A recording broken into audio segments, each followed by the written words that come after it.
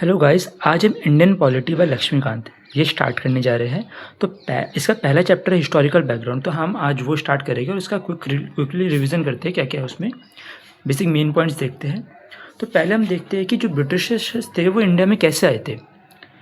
तो east India company के तहत ब्रिटिशर्स ने अपना इंडिया में आने का स्टार्ट किया था। तो ईस्ट इंडिया कंपनी थी, उससे एक्सक्लूसिव चार्टर मिला था क्वीन एलिजाबेथ वन से 1600 में, और वो लोग इंडिया आए थे 1608 में। बेसिकली वो सिर्फ ट्रेड करने आए थे, बट धीरे धीरे उन्होंने अपना एडमिनिस्ट्रेशन फंक्शन स्टार्ट किया और करते गए। तो इन्होंने अपनी फर्स्ट फैक्ट्री खोली थी 1611 में, और सेकंड फैक्ट्री अपनी 1612 में सूरत में खोली थी।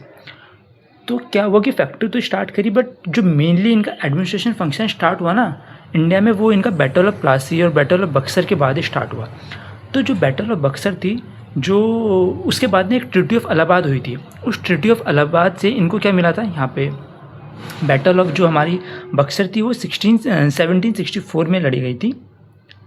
एंड उससे इनको एक एक्सक्लूसिविटी मिली थी, यानी कि दीवानी मिली थी। मतलब कि कंपनी जो है अदर फंक्शन यानी कि ट्रेड वगैरह और टैक्स कलेक्ट कर सकती, ये सब अब कंपनी कर सकती थी। तो इसके बाद से क्या हुआ कि अभी तक तो जो कंपनी अपना रूल अपने हिसाब से रेगुलेट कर रही थी, बट फिर जब से इनको दीवानी मिली तो ब्रिटिश पार्लियामेंट ने ना एक तरह से इनके ऊपर एक आई रखना शुरू कर दिया कि भाई कंपनी क्या कर रही है, ताकि as a colony British India को लूज़ ना कर पाए। क्योंकि उस टाइम क्या था कि जो ईस्ट इंडिया कंपनी थी उसके कुछ ऑफिशियल ना काफ़ी रिच हो गए थे, एंड कंपनी थोड़ा कर्जे में जा रही थी। तो ब्रिटिशर्स को लगा, पार्लियामेंट को लगा, यार ऐसा थोड़ी होना चाहिए कि जब कंपनी का ऑफिशियल फ़ायदे में जाए। तो उस हिसाब से उन्होंने कुछ एक्ट्स लाने शुरू कर दिए। तो इससे तो हमारा जो पहला एक्ट आता है रेगुलेटिंग एक्ट ऑफ 1773, फिर आता है हमारा amendment amendment of 1781, Pitt's India act of 1784, charter act, 4 charter acts आते हैं। चार्टर एक्ट ऑफ 17 हर 20 साल बाद है। Charter act of 1793, 1813, 1833 and 1853। After that sepoy military और the first war of independence वो होती है। उसके बाद से जो है कि कंपनी का रूल नहीं रहेगा, उसके बाद क्राउन का रूल आएगा। उसके बाद क्राउन के रूल में सबसे पहले आएगा गवर्नमेंट ऑफ इंडिया एक्ट 1858, उसके बाद आते हैं Indian council act of 1861, 1892, 1809 and after that 2 main important acts, government of India act 1919 and government of India act 1935। और फिर फाइनली जिस चीज़ का हमें इंतजार था, गवर्नमेंट ऑफ इंडिया एक्ट 1947। तो हम बेसिकली इन सब का रिवीजन करेंगे कि मतलब क्या क्या इन सारे एक्ट्स में मेन पॉइंट्स थे। तो स्टार्ट करते हैं हम रेगुलेटिंग एक्ट ऑफ 1773। तो रेगुलेटिंग एक्ट ऑफ 1773 ने क्या किया कि गवर्नर ऑफ बंगाल को ना गवर्नर जनरल ऑफ बंगाल कर दिया। तो उस टाइम बेसिकली 3 प्रोविंस थे ब्रिटिशर्स के, ईस्ट इंडिया कंपनी के, बंगाल, मद्रास, बॉम्बे, तीनों को गवर्नर रूल करता था। बट रेगुलेटिंग एक्ट ऑफ 1773 से क्या किया इन्होंने कि गवर्नर ऑफ बंगाल को गवर्नर जनरल ऑफ बंगाल कर दिया। और लॉर्ड वरन हेस्टिंग हमारे फर्स्ट गवर्नर जनरल थे बंगाल के। तो बेसिकली अगर आप समझ पाओ तो इससे यहाँ पे इन्होंने पावर का सेंट्रलाइजेशन स्टार्ट किया है। तो और जो दूसरी चीज़ इन्होंने करी थी, इन्होंने यहाँ पे एक सुप्रीम कोर्ट इस्टेब्लिश किया था 1774 में कलकत्ता में। और इसमें 3 आपके एक चीफ जस्टिस था एंड 3 अदर जज थे। एक सेकंड फ्रेम में आ रहा है, हाँ। और साथ ही साथ इन्होंने जो बेसिक चीज़ है कि इन्होंने ना क्या कहते हैं कि एक एग्जीक्यूटिव काउंसिल बनाई थी 4 मेंबर्स की, जो लेजिस्लेटिव की फंक्शन भी करती थी। और इन्होंने एक कोर्ट ऑफ डायरेक्टर भी बनाया था जो कंपनी के काम वगैरह सब देखती थी। तो ये था हमारा बेसिक रेगुलेटिंग एक्ट ऑफ 1773। इसके बाद जो नेक्स्ट एक्ट रहता है वो अमेंडमेंट एक्ट ऑफ 1781। ये बेसिकली इसमें ऐसा कुछ खास है नहीं, सिर्फ इस एक्ट से हमें ये पता चलता है कि ना ये एग्जेम्पलेट करता है गवर्नर जनरल को और उसकी काउंसिल को कि सुप्रीम कोर्ट के ज्यूरिडिक्शन के बाहर रहेंगे ये लोग जो भी काम करेंगे। तो इसमें और कुछ नहीं है। जो मेन इंपॉर्टेंट जो एक्ट आता है हमारा वो आएगा पिट्स इंडिया एक्ट ऑफ 1784। तो इसने क्या किया था कि डुअल गवर्नमेंट को इस्टेब्लिश किया था कि और इसने ना कमर्शियल फंक्शन और पॉलिटिकल फंक्शन कंपनी के अलग अलग कर दिए थे। तो इसने कमर्शियल फंक्शन के लिए सी से आप रखना है, सी से कमर्शियल, सी से कोर्ट ऑफ डायरेक्टर। जो कोर्ट ऑफ डायरेक्टर थे वो हमारे कमर्शियल फंक्शन देखेंगे और बोर्ड ऑफ कंट्रोल हमारा पॉलिटिकल अफेयर्स जो सब है वो मैनेज करेंगे। तो इस एक्ट की क्या इंपॉर्टेंस है, इसकी दो इम्पोर्टेंस है। पहले तो इसने क्या किया कि मतलब दोनों को पॉलिटिकल अफेयर्स और कमर्शियल अफेयर्स कंपनी के सेपरेट कर दिए। और सेकंड, ईस्ट इंडिया कंपनी की जो भी टेरिटरी इंडिया में थी उसको एज अ ब्रिटिश पोजीशन दिखाया।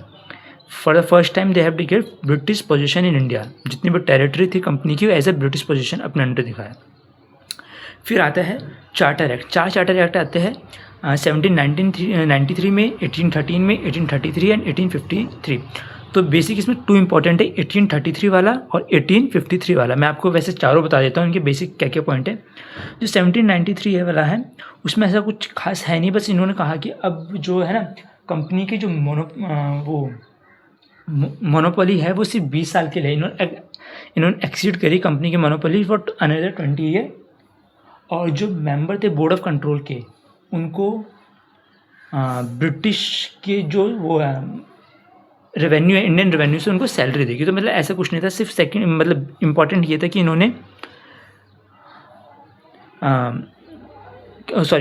कंपनी का रूल 20 साल के लिए एक्सीड कर दिया था। तो सेकंड चार्टर एक्ट आता है, चार्टर एक्ट ऑफ 1813। इसमें भी ऐसा कुछ खास नहीं, जो कंपनी का रूल वो क्या ना एक्सपेंड किया था सिर्फ 20 साल के लिए, उसको ख़त्म कर देते हैं उसकी मोनोपोली को। उसकी मोनोपोली सिर्फ दो चीज़ में रहती है, एक ट्रेड इन टी और एक ट्रेड इन चाइना। सेकंड जो थे क्रिश्चियन मिशनरीज थे, ये इंडिया में आ सकते थे अपने क्रिश्चियनिटी को प्रमोट करने के लिए। और जो कंपनी थी और जो गवर्नमेंट थी अब उसको ब्रिटिश इंडियन एजुकेशन के लिए भी हर साल पैसा लगाना था। मतलब कि आपको इंडिया के जो स्टूडेंट्स हैं, इंडियंस हैं, उनके एजुकेशन के ऊपर भी ध्यान देना है। ये दो चार्टर एक्ट। अब जो इम्पोर्टेंट दो charter act of 1813 and charter act of 1853, इन दो को देखते हैं। चार्टर एक्ट ऑफ 1833, इसने जो स्टार्ट की, जो हमने सेंट्रलाइजेशन, गवर्नमेंट ने सेंट्रलाइजेशन स्टार्ट करी थी 1733 से, 1773 से, वो पीक कर जाती है चार्टर एक्ट ऑफ 1833 में। इस टाइम क्या कहते हैं, जो गवर्नर ऑफ बंगाल को गवर्नर जनरल ऑफ बंगाल कहता है ना, उसको गवर्नर जनरल ऑफ बंगाल से हटा के गवर्नर जनरल ऑफ इंडिया कर देते हैं। यानी कि अब जो गवर्नर है मद्रास और बॉम्बे प्रेसिडेंस के, वो इसके अंडर काम करेंगे। और लॉर्ड विलियम बेंटिक हमारे first governor general of India बनते हैं, अगर आपको दिख रहा है, ठीक है। और इसका एक इम्पॉर्टेंट है कि इस चार्टर एक्ट में ना अटैम्प्ट किया था, याद रखना, अटैम्प्ट किया था कि अपने जो सिविल सर्विसेज है उसके लिए एक ओपन कंपटीशन के लिए, बट कभी हम उसको कर नहीं पाए थे। वो हमने किया था चार्टर एक्ट ऑफ 1853 में, तो याद रखना। तो चार्टर एक्ट ऑफ 1853 एक इसलिए भी इम्पॉर्टेंट होता है कि इसने ना पहली बार लेजिस्लेटिव और एग्जीक्यूटिव फंक्शन थे ना कंपनी के, उसको सेपरेट किया था। और इसने न्यू एक 6 मेंबर की लेजिस्लेटिव काउंसिल को इस्टेब्लिश किया था। यानी कि अब आप समझ जाओ कि जो हमारी आज की प्रेजेंट गवर्नमेंट है उसमें लेजिस्लेटिव एग्जीक्यूटिव है ना सेपरेटली, तो हमने वो डिराइव यहीं से किया हुआ है। तो हाँ, तो इसने क्या किया था, पहली बार सेपरेट किया था। और जो सेकंड वो था, इसने जो पहले चार्टर एक्ट ऑफ 1833 ने अटैम्प्ट किया था ना, इसने एग्जीक्यूट किया था ओपन कंपटीशन को, कि यहाँ पे सबके लिए ओपन कंपटीशन रहेगा। और इसने जो हाँ, इसने इंट्रोड्यूस किया था। और इसने जो है ना कि कंपनी के रूल को एक तरह से कमर्शियल से हटा के एक तरह से पूरा एडमिनिस्ट्रेशन उसमें रख दिया था। और इन्होंने कंपनी का रूल वैसे ये जैसे पिछली बार ट्रेड इन टी और ट्रेड इन चाइना में इनके पास मोनोपोली थी, उससे तो ख़त्म कर दिया, बट इन्होंने और इसका जो कंपनी का रूल था उसको भी एक्सीड कर दिया, एक्सपेंड कर दिया कि हाँ भाई आप रूल कर सकते हो, बट फॉर एक क्लियर इंडिकेशन नहीं दिया कि आप कितने टाइम के लिए कर सकते हो। तो ये एक तरह से क्लियर इंडिकेशन था कि ब्रिटिश पार्लियामेंट किसी भी टाइम इनका जो कंपनी का रूल है टर्मिनेट कर सकती है। तो यहाँ तक हमने कुछ जो अभी तक एक्ट्स देखे वो कंपनी के रूल्स थे। तो इसके बाद जो होता है रिवॉल्ट ऑफ 1857, जिसको हम सिपॉय म्यूनिटी भी कहते हैं, म्यूनी। तो इसके बाद कंपनी को एहसास होता है, क्राउन को एहसास होता है, ब्रिटिश गवर्नमेंट को, भाई हम अपना position as a colony India में खो सकते हैं और हमें थोड़ी अकाउंटेबिलिटी लानी होगी। मतलब अकाउंटेबिलिटी तो आगे आएगी, अकाउंटेबिलिटी यहाँ से नहीं, अकाउंटेबिलिटी थोड़ी आगे एक्ट्स है उनसे आएगी। तो वो क्या करते हैं कि अपना क्राउन के रूल आते हैं तो यहाँ पे सबसे पहले आता है गवर्नमेंट ऑफ इंडिया एक्ट 1858। इसको हम लोग ये भी बोलते हैं एक्ट ऑफ गुड गवर्नेंस। तो इन्होंने जो गवर्नर जनरल ऑफ इंडिया थे ना, उसकी जगह वाइसरॉय ऑफ इंडिया किया। Viceroy of India Lord Canning हमारे फर्स्ट वाइसरॉय ऑफ इंडिया था। वाइसरॉय ऑफ इंडिया क्या था कि डायरेक्टली क्राउन को रिप्रेजेंट करके, मतलब क्राउन को बताएगी कि भाई क्या कुछ चल रहा है। और सेकंड उन्होंने एक और पोस्ट बनाई, उसका नाम है सेक्रेटरी ऑफ स्टेट, यानी कि SOS, secretary of state for India. और इनको हेल्प करने के लिए, असिस्ट करने के लिए 15 मेंबर काउंसिल बनाई। तो इस चीज़ को इम्पोर्टेंट ध्यान रखो, जो वाइसरॉय थे वो डायरेक्टली रिपोर्ट करेंगे क्राउन को, और जो सेक्रेटरी ऑफ स्टेट थे ये डायरेक्टली रिपोर्ट करेंगे ब्रिटिश पार्लियामेंट को। तो ये है। हाँ, तो इस एक्ट में हमारा डुअल गवर्नमेंट थी, जो बोर्ड ऑफ कंट्रोल और कोर्ट ऑफ डायरेक्टर थे, इन दोनों को एबॉलिश किया था, जो हमारा पिट्स इंडिया एक्ट ऑफ 1784 में बना था। और इसने ना, इस एक्ट ने सेक्रेटरी ऑफ स्टेट को एज अ बॉडी कॉर्पोरेट किया था। मतलब कि आप स्यू कर सकते हो कि भाई, मतलब इससे पहले आप जैसे जहांगीर है या कोई भी और जो एम्पर थे इंडिया में, उनको हम स्यू नहीं कर सकते भाई आपने क्या पॉलिसीज़ बनाई है, आप कैसे कर सकते हो। हम सरकार से सवाल नहीं पूछ सकते, बट इस इंडिया के उसमें हम पूछ सकते थे। इसके बाद आता है इंडियन काउंसिल एक्ट ऑफ 1861। तो ये एक्ट ना स्टार्ट कर देता है कि लोग इंडियंस का रिप्रेजेंटेशन ब्रिटिश गवर्नमेंट में, तो मतलब representation of Indians in law making process. तो ये तीन इंडियंस को नॉमिनेट करता है। वो कौन कौन थे? वाइसरॉय करते हैं राजा ऑफ बनारस, महाराजा ऑफ पटियाला और सर दिनकर राव। ये 3 बंदे थे जिनको वाइसरॉय अपॉइंट करता है। ठीक है। उसके बाद क्या करते हैं कि डिसेंट्रलाइजेशन का जो प्रोसेस था ना, स्टार्ट कर देते हैं। मतलब जो स्टार्ट हुआ था 1773 से और पीक हुआ था 1833 में। इसको हम यहाँ से डिसेंट्रलाइजेशन को स्टार्ट करते हैं। डिसेंट्रलाइजेशन पूरी तरह से नहीं हुई, यहाँ से सिर्फ हमने स्टार्ट किया, आगे जाके 1935 में इस्टेब्लिश हुई डिसेंट्रलाइजेशन पूरी तरह अच्छे से। और इन्होंने provide for the establishment of the new legislative council for the province of Bengal, North Western province. इन सब के लिए इन्होंने कहा कि हम नई लेजिस्लेटिव असेंबलीज बनाएंगे। और साथ में इन्होंने पोर्टफोलियो सिस्टम किया, यानी कि एक जो पर्सन है वो पर्टिकुलर एक डिपार्टमेंट को देखेगा। जो आज के टाइम में भी हमारा कि जैसे अमित शाह है, वो होम मिनिस्टर है, या जो हमारे एजुकेशन मिनिस्टर है वो पर्टिकुलर एक डिपार्टमेंट को देख रहे हो। ये इधर से स्टार्ट हुआ था। और सेकंड, इन्होंने क्या किया था, ऑर्डिनेंस। जो आज हमारे पास पार्लियामेंट में ऑर्डिनेंस होता है टेम्परेरी बिल, उसकी जो वैलिडिटी थी 6 मंथ के लिए, वो यहीं से लाई थी। इस टाइम भी उसकी जो ऑर्डिनेंस की वो थी वैलिडिटी, वो 6 मंथ्स थी। नेक्स्ट आता है इंडियन काउंसिल एक्ट ऑफ 1892। तो ये भी जो है ना हमारे नॉन ऑफिशियल मेंबर्स थे, इनको नॉमिनेशन स्टार्ट कर देता है। तो बेसिकली इसमें जो मेन चीज़ होती है ना, जो हमारा नॉमिनेशन होएगा सेंट्रल लेजिस्लेटिव काउंसिल के लिए, उसके लिए वाइसरॉय जो ये दिख रहा है सेंट्रल लेजिस्लेटिव काउंसिल के लिए होएगा, उसके लिए जो वाइसरॉय है ना, वो रिकमेंडेशन लेगा प्रोविंशियल लेजिस्लेटिव काउंसिल से और बंगाल के चैम्बर ऑफ कॉमर्स से। नॉन ऑफिशियल मेंबर्स के लिए सेंट्रल लेजिस्लेटिव काउंसिल में ना। और जो हम प्रोविंशियल लेजिस्लेटिव काउंसिल के अंदर जो नॉमिनेशन करेगी, उसके लिए जो वाइसरॉय है वो नॉमिनेशन लेगा म्यूनसिपैलिटी से, ज़मींदार से, चैम्बर से और ट्रेड एसोसिएशन से। तो एक तरह से इंडियंस को लगा हाँ भाई हमसे भी अब राय ली जा रही है, हमसे भी नॉमिनेशन के लिए रिकमेंडेशन ली जा रही है, तो काफ़ी ठीक थी। उसके बाद आता है इंडियन काउंसिल एक्ट ऑफ 1909। इसको हम मॉर्ले मिंटो रिफॉर्म भी कहते हैं। जो मॉर्ले था वो SOS थे, यानी सेक्रेटरी ऑफ स्टेट थे उस टाइम के, और मिंटो थे वाइसरॉय थे। तो इनको ऐसे बोलते हैं मॉर्ले मिंटो रिफॉर्म्स, क्योंकि मॉर्ले उस टाइम के सेक्रेटरी ऑफ स्टेट थे और मिंटो वो थे। तो इसमें एक इम्पॉर्टेंट चीज़ है कि लॉर्ड मिंटो ना, इनको हम आगे बताएंगे फादर ऑफ कम्युनल इलेक्टोरेट भी बोलते हैं, क्योंकि इन्होंने इंडिया में कम्युनल इलेक्टोरेट इस्टेब्लिश किया था कि जैसे कोई कॉन्स्टिट्यूंसी जिसमें मुस्लिम है तो वो मुस्लिम लोग भी उसमें वोट कर सकते हैं। सेकंड, इन्होंने जो तो सत्येंद्र प्रसाद सिन्हा फर्स्ट इंडियन बने थे जो एग्जीक्यूटिव काउंसिल में एज अ लॉ मेंबर बने थे। ठीक है।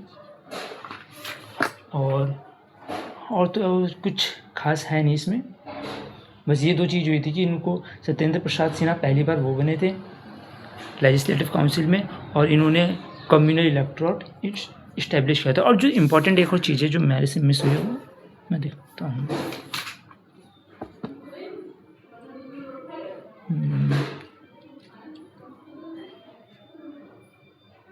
चलिए अभी, सॉरी यार कहाँ आ गया वो, तो मैं आपको बाद में बताऊँगा।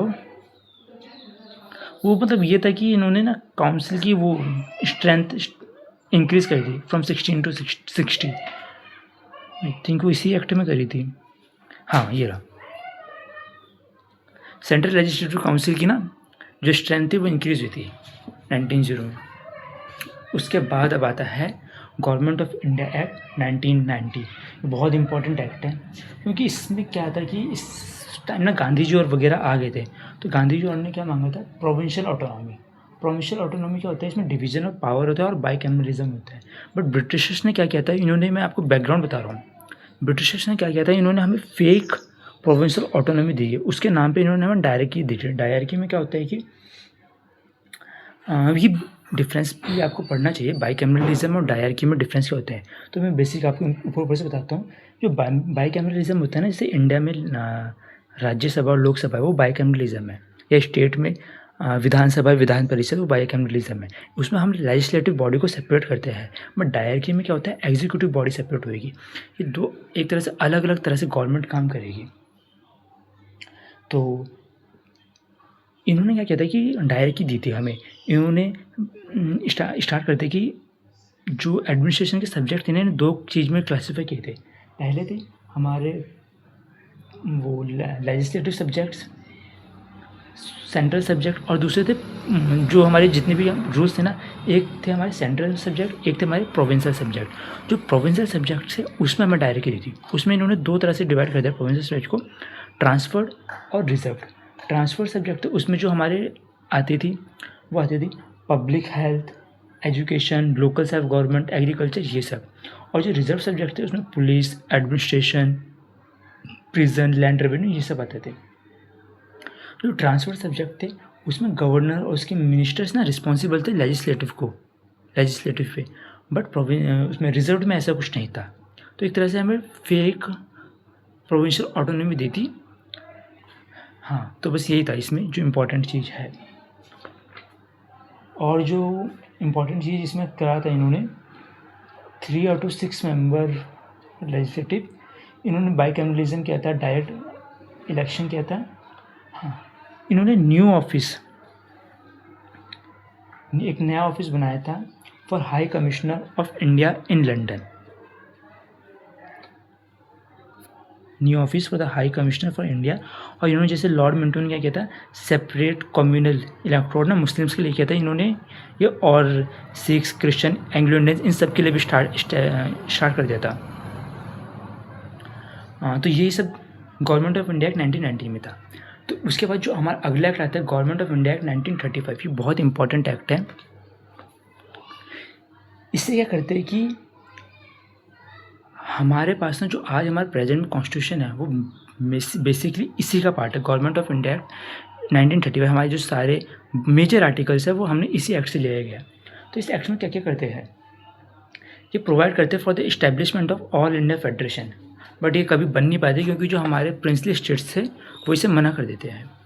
सेकंड, इसमें हमें जो हम पहले मांग कर रहे थे गवर्नमेंट ऑफ इंडिया 1919 में प्रोविंशियल ऑटोनॉमी, वो हमें इसमें मिलती है प्रोविंशियल ऑटोनॉमी। और डायरेक्टली हमें स्टेट के उसमें प्रोविंशियल ऑटोनॉमी तो हमें सेंट्रल मिल जाती है, और डायरेक्टली इस बार उसमें स्टेट उसमें चल जाती है। और यहाँ पे हमारे 6 आउट ऑफ 11 प्रोविंसेस में हमारी बायोलॉजिस्लेटिव आ जाती है। और ये हमारा क्या करते हैं कि हमें